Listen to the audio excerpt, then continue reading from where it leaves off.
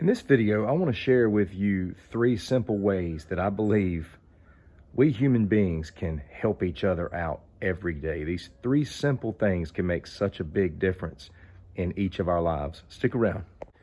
In a recent video, I talked about strange patterns and things that I'm seeing amongst humans pretty much everywhere.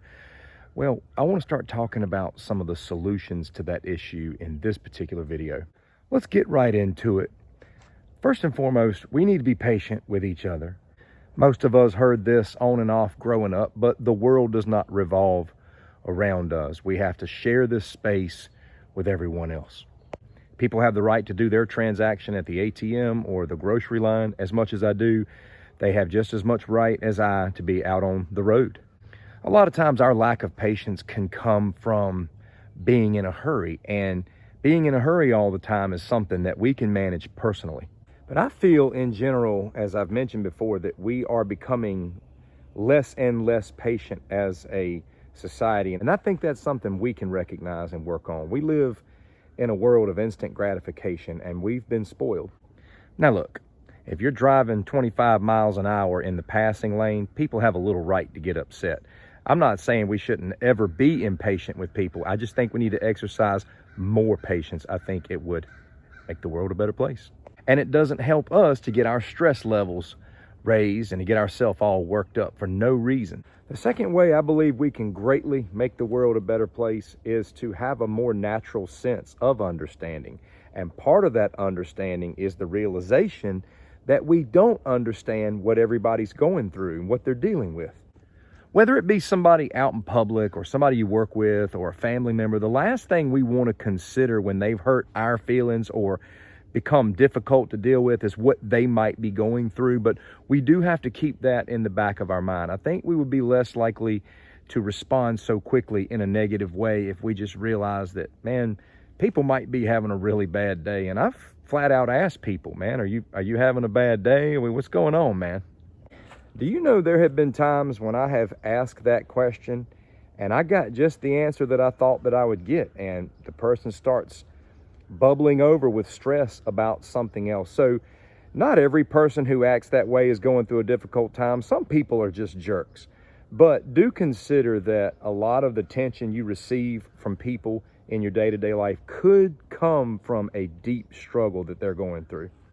We can't have such a self-protective pride that we refuse to consider that truth.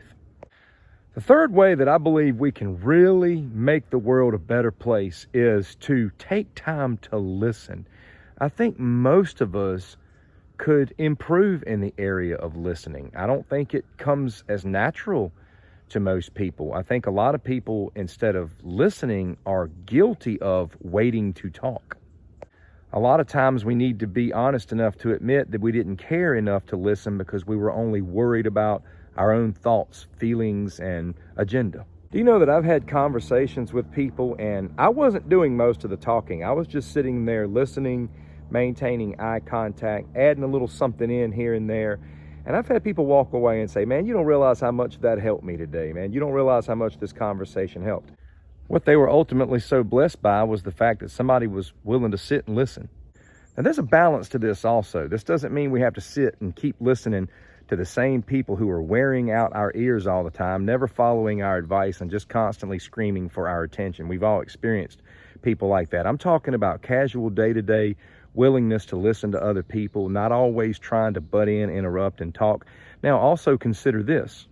Oftentimes when we're having a disagreement with somebody, we're too busy trying to protect our own position so much that we're not listening to anything that they have to say. Our emotions are so worked up that we're having a disagreement with somebody that we're not even digging through what they're saying and paying attention to any of it.